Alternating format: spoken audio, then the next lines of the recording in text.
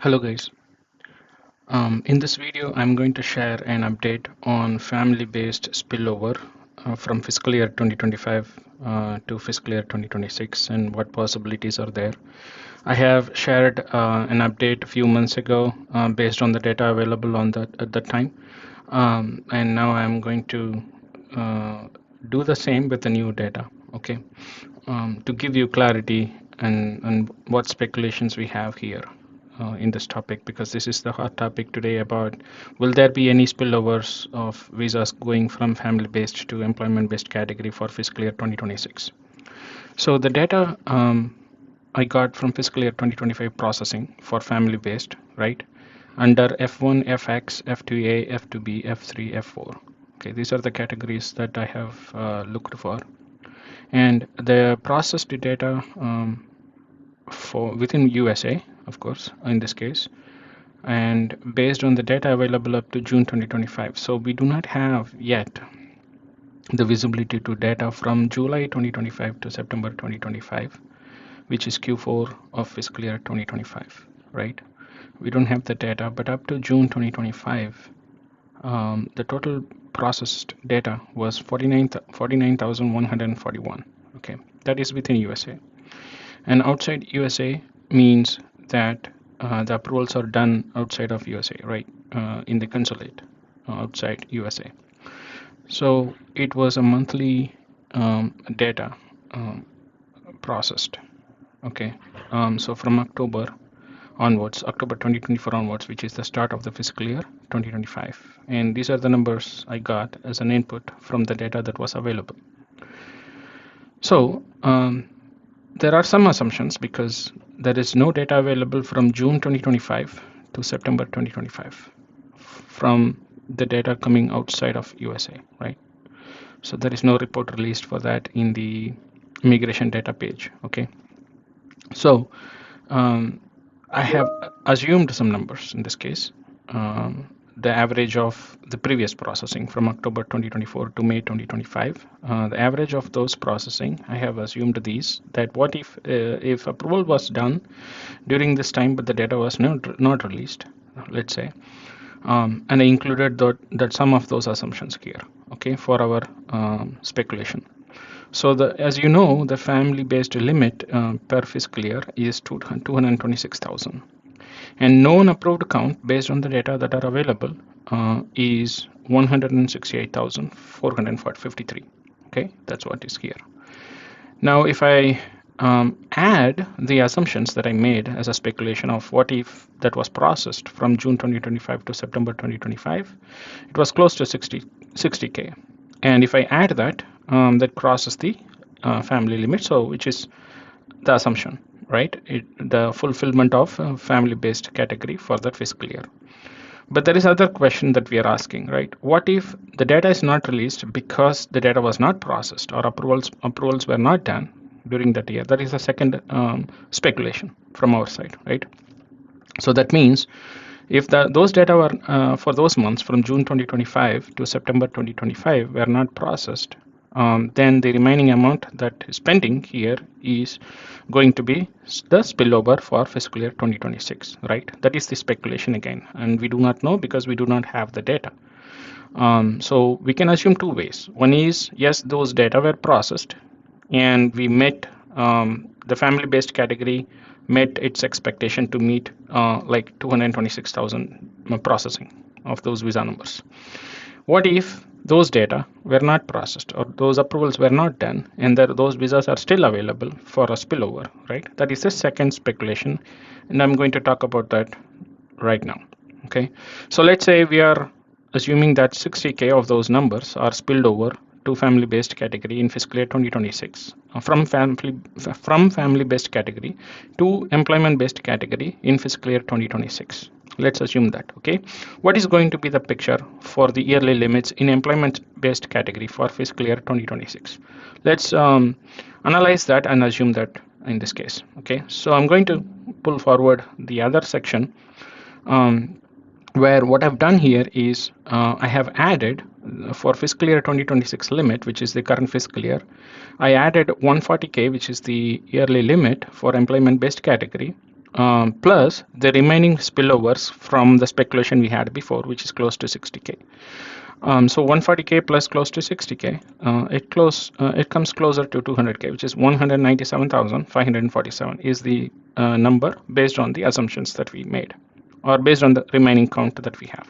All right. What is the remaining count? Is 226,000 minus 168,453, which was processed in the fiscal year 2025 for the family-based category.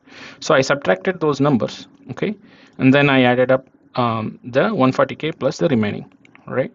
Now this is the worldwide employment-based category assumption for fiscal year 2026, and that is the estimation based on the balance spillovers from family based if those numbers were not processed already in the fiscal year 2025.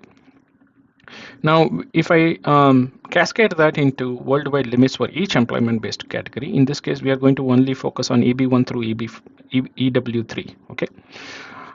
So in this case, for EB1 worldwide, it will be for 56,498 instead of 40,040 from the normal use case of 140K, right? Which is a huge jump for a spillover, okay? And EB2 worldwide is also the same because it's going to share the same percentage of 28.6% for EB1 from the worldwide total. EB2 also the same, 28.6% from the worldwide total. Okay, for EB3 it will be 28.6% from the worldwide total minus the EW3 share. So EW3 share is capped to 10K. So that means the numbers won't go beyond 10K for the EW3, right? So we need to subtract, because EB3 is sharing the 10,000 to EW3, we have to subtract the 56,488 minus 10,000 for EB3 worldwide. Okay, that's the calculation here. And EW3 is 10,000. Now, further, we need to split this into country-wise, right? Basically.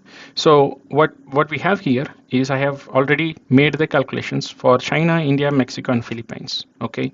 So in this case, we have China 3,955, same for India, Mexico, and Philippines for EB1. EB2 is going to be the same because it's going to be the 7% of the worldwide limit, right? So let's say EB1 worldwide is 56,498. 7% of that is 3,955. Same for India, same for Mexico, same for Philippines. Now what becomes the rest of the world, right? So that is nothing but this number, right? EB1 number minus sum of these. Okay, so it's going to be EB1 rest of the world is going to have 40,679. Okay, now it's going to be the same for EB2. So same thing, right? This minus sum of these other categories. Okay, it's the same number. And same thing, same formula for EB3 as well. So this one, the total is different, but the process is the same, right? Sum of these numbers.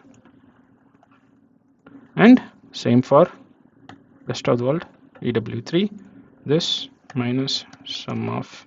So EW3 did not change or did not impact with the, EB3 other works does not get impacted with the spillovers because it's already going to keep capped at 10K. Okay, so we are going to keep it capped at 10K there. It's not going to get more numbers because of spillovers.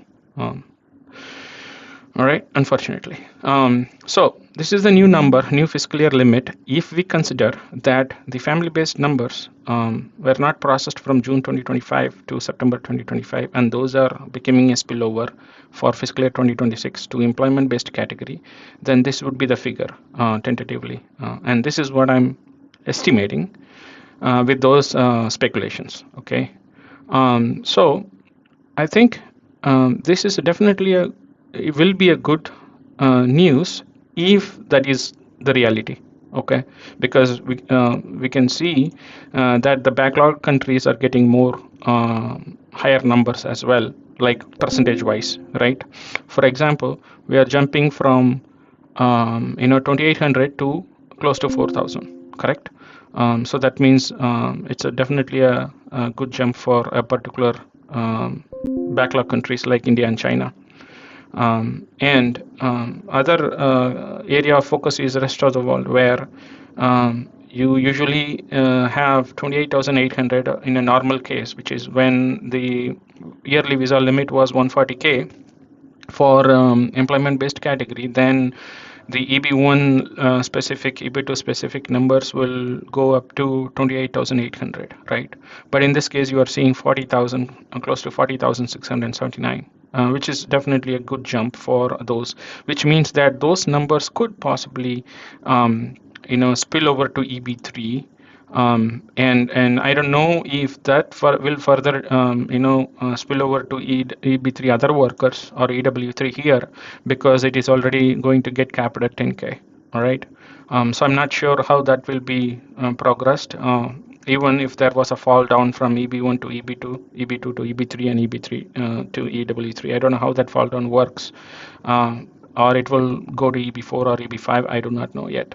But this is the figure as of now, based on the speculations we have with the data available, right? Assuming that wherever we don't have data, here, we are assuming those are the numbers that will get spilled over. And that is completely an assumption and speculation at this time, because we don't have visibility to that. All right. Hope this video helps you.